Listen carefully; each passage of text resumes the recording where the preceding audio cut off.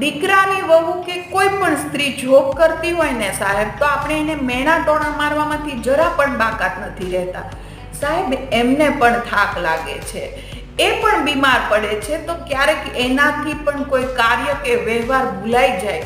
એ માણસ જ છે, એ ચાર ડ્યુટી નિભાવે છે. એક તો તમારા ઘરનો વ્યવહાર અને ઘર સંભાળે છે, ઘરના બધા કામ કરે છે, તમને સંભાળે છે, તમારા આખા પરિવારને, એમના છોકરાઓને સંભાળે છે, અને ચોથી વસ્તુ એ જ્યાં કામ કરી રહી છે ને, કામ પણ એ સંભાળે છે.